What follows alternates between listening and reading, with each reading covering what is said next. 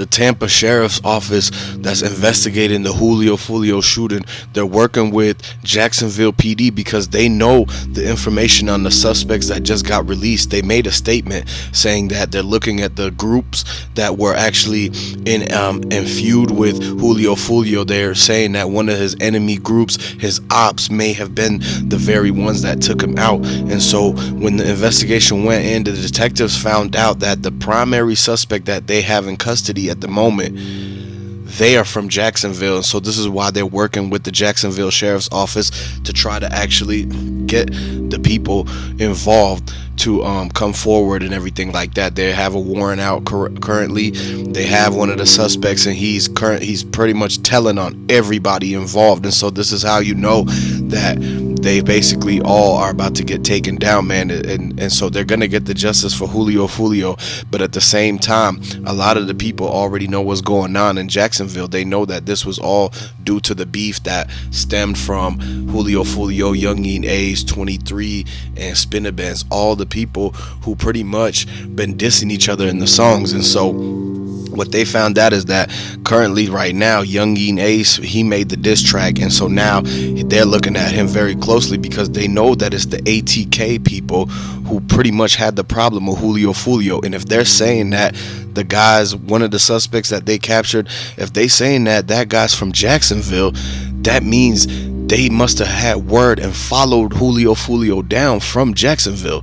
Like the guy that was partying with Julio Foolio, and basically that was in the video when they're walking up the stairs, that guy, he was actually snaking him out the whole entire time. He was actually friends with the ATK and all the other ops that Julio Foolio had. He was directly communicating with the enemies and was telling them all the locations of where they were going to go during that birthday weekend. So if it didn't happen at the hotel, they were going to catch him on the way to the brunch. And if it didn't happen there, they were going to catch him at another place, the lobby, like driving in traffic, going to the restaurants. And it was a matter of time until they was going to perform at the concert, at the show.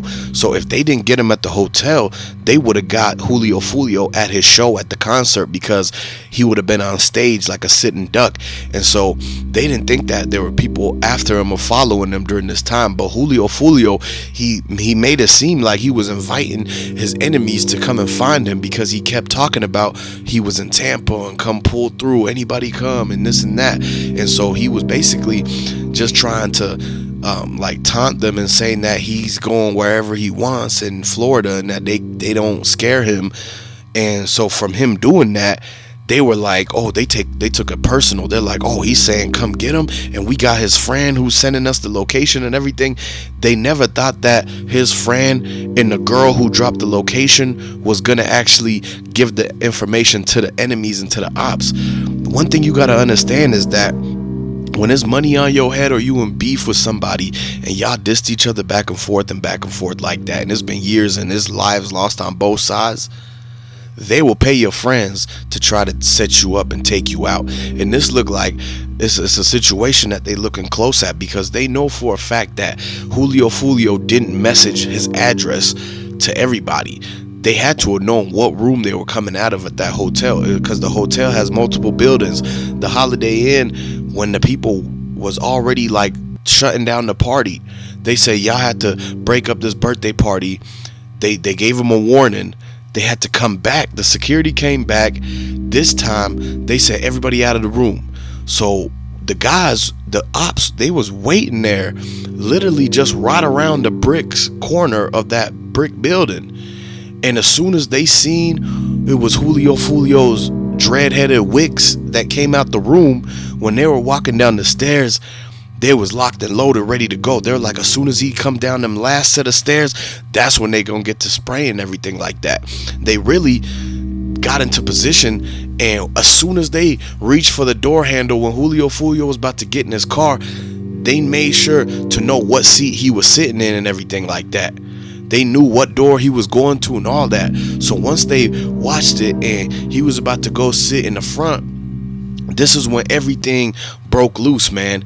Everything broke loose, and a lot of the people, they ran. They started ducking and running. Nobody tried to film it. They got the audio. Somebody got the audio, and if you heard it, it sounded like it was like 100 rounds going off. It was do do do do do do non-stop. All the pops you could hear, it was like at least 30 seconds, almost 20 to 30 seconds straight of them duking it out, firing. And it don't seem like nobody from Julio Foolio, they might not have had time to bust back at the people. So nobody was there trying to pretty much have one of other person's back. Julio Foolio didn't have no bodyguard and no security. This is why a lot of these rappers, they go around with security now, and they ride in the bulletproof Escalade and those type of trucks for a reason. And this is the exact reason, because they know they got people from their old hood that's looking for them. Maybe they ran off on a plug. Maybe they got into some type of rap beef with another rapper who's from the streets and says that they'll catch him lacking. This is why the rappers, like, they get those type of SUVs that's armored, because they don't want to have to end up where if they're coming out the hotel room like that and they quickly jump in the car, they don't want the same thing to happen to Julio Foolio. So Julio Foolio should have really invested and got himself an armored car, because had he been in an armored car, and if he would have made it to that, then he would have survived and would have been out and probably releasing another diss track to Youngeen Ace and his crew. And not only that, but he didn't have no security. He didn't check in Tampa or nothing like that. A lot of times, this is why they tell rappers to check in, because if they would have checked in, then they would have gave one of the Tampa dudes, like, they would have came with them and been watching out for them in case somebody was staking out the hotel. A lot of the times, they might have even had a heads up that the people who they were supposed to check in with, they might have even had a heads up Julio Foolio was coming to town. Then one of the people that his ops, they probably came into town and said, look, we looking for him and he didn't check in with you, so don't intervene. And so this is what got everybody basically set, like, targeted, because they seen it coming the whole time. The street seen it coming. They was in that hotel room posting the location on Instagram Live, talking about, we out here, pull up. And then people actually pulled up, man. You're not supposed to be flaunting and flexing your whereabouts like that. This is how, because you got to understand, people got to move like it's somebody always watching you. You never know when somebody is lurking, and they might just make that move right then and there. If they get the right time, the right moment, they're going to make that move on you. And so at the end of the day, in order to come back home every night and make it to where you going safe, you got to pretty much move as if, like, militantly. You got to move like it's somebody already on your tail. So you got to throw people off. You can't, you got to wait and scope the scene, test the waters before you jump out right then and there. You got to check through the peephole before you go out of the hotel room, so you know it's nobody hiding underneath the stair steps. When the dude jumped out the bottom of the stairs, everybody was shocked. They was shocked. They all looked at the new friend that Julio Foolio just brought into his circle, and everybody was like, it was you. The new friend that they brought into the circle is gonna be the one that pretty much is looking for some type of situation where they could make something happen. They might already be friends with the enemies, and they just coming out here to carry out this little plan. For them to get their money, they got to be friends with Julio Foolio, hang out with him, and drop the location when they coming and looking for him. So it's a sad situation. This should have never happened, but we get it. Nobody's surprised, because this beef between these two groups have been going on for so long. Julio Foolio, they was trying to get him for the longest time, man. They tried to get him last year, and he survived out of that.